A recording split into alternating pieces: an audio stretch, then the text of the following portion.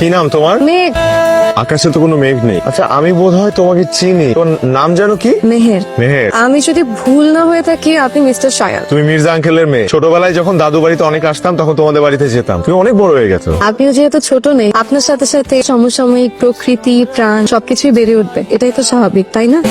উত্তরটা সুন্দর, সাথে ফিলোসফিক্যাল। আমাদের চারপাশে সবকিছুরই একটা দার্শনিক ব্যাখ্যা রয়েছে। কিন্তু আমার মতো এমবিএ করা কাঠখোট্টা কমার্সের একজন স্টুডেন্টের কাছে ফিলোসফি খুব টাফ। নিজেকে ছোট করছেন কেন? প্রত্যেকেই নিজের জায়গায় সেরা। এখন আপনি যদি একটা মাছকে তালগাছ বেয়ে ওঠার ক্ষমতা দিয়ে বিচার করেন, তাহলে তো সে সারা জীবন নিজেকে অপদার্থই ভাববে। বাহ, কথাটা বেশ সুন্দর বলেছো। কথাটা আমার না, আইনস্টাইনের। কথাটা জারি হোক, শুনতে ভালো লেগেছে।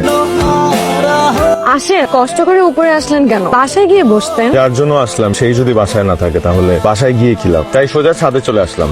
তোমার কিন্তু অনেক ধৈর্য। ধৈর্য? এই যে এতগুলো কবুতর একাই দেখাশোনা করো। শখে জিনিসের প্রতি ধৈর্য এমনিতেই চলে আসে। তবে জানো, আমি এত কবুতর একসঙ্গে আগে কখনো দেখিনি। আরো ছিল, অনেকগুলো অসুখে মারা গেছে। Very sad. আমার দাদার অনেক শখ ছিল কবুতর পালার। ছোটবেলা দাদার কোলে চড়ে কত কবুতরকে খাবার দিয়েছি, সেখান থেকেই আমার শখের শুরু। শখের জিনিস তো সবারই থাকে, কিন্তু কয়জন পারে এটা আগলে রাখতে? জানি না কতটুকু পারি, কিন্তু চেষ্টা করি। এখানে বিভিন্ন জাতের কবুতর আছে। আসসালামু আলাইকুম, কেমন আছেন? ভালো।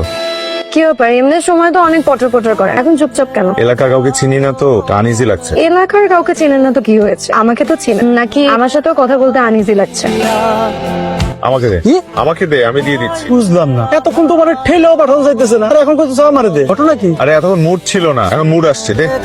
এতক্ষণ মেহের ছিল না, এখন মেহের আসছে। বেশি কথা বলিস না। পড়ে যাবো কিন্তু। একটা মাংস দিব, একটু ঝোল দিব, আর একটু ঝোল দেই।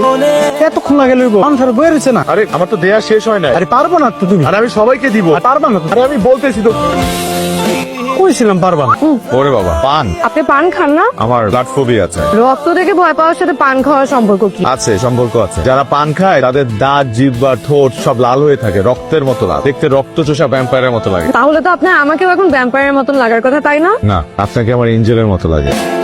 আপনার পাঞ্জাবের দাগটা এখনো যায়নি, আপনি পরিষ্কার করেন নাই? 20 মিনিট ধরে পরিষ্কার করার চেষ্টা করলাম, কিন্তু কোনো লাভ হলো না। আসল জিনিস দিয়ে পরিষ্কার না করলে কোনো লাভ হবে? বাদল ভাই, একটু এদিকে আসবা। আমাকে এক ফালে লেবু আর একটু ব্লিচিং পাউডার এনে দাও না। কাউন তো শেষ, কারণ লেবু দিয়ে কি করবা? দাও তো।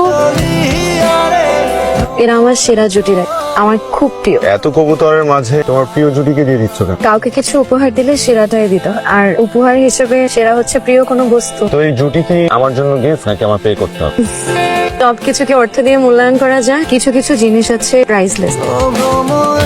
যেমন? যেমন ভালোবাসা বা প্রিয় কোনো বস্তু, যার সাথে আপনার আবেগ, অনুভূতি ভাবে জড়িয়ে থাকে। তো তোমার কেন মনে হলো যে আমি এই উপহারের যোগ্য? আমি তো তোমার কেউ না। জানি না, এত কথার তো উত্তর দিতে পারবো না। আমার মনে হয়েছে যে আপনি এদের ঠিকঠাক ভাবে যত্ন নিতে পারবেন, তাই দিচ্ছি। কিন্তু ঠিকঠাক ভাবে খাবার দিবেন, আর ওদের থাকার জন্য সুন্দর একটা বাসার ব্যবস্থা করবেন। ওদের যদি কিছু হয় তাহলে কিন্তু আপনার খবর আছে। আমি যদি ওদের অবহেলা করি তুমি বুঝবে কি করে? আমি ঠিকই বুঝতে পারবো, ওরা হচ্ছে আমার সন্তানের মতো। ওদের যদি কষ্ট হয় আমি ঠিকই বুঝতে পারবো। আপনি কি পাগল? আমাকে দেখে কি তাই মনে হয়? আপনি না কাল ঢাকা গেলেন, এর মধ্যে আবার চলে আসলেন। চলে আসলাম, এখন বলো কি বলবো? তুমি না বললে দেখা হলে বলবে। তোকে কথার কথা বলেছি। না না না, তোমাকে আমি যতটুকু চিনি তুমি অনেক ভেবে চিন্তে কথা বলো। অযথা কথা বলার মেয়ে তুমি না। কোথায় যেন ছিলাম আমরা? Network busy. কিসের নেটওয়ার্ক? কে বিজি করে রেখেছে? নেটওয়ার্কে কে আছে?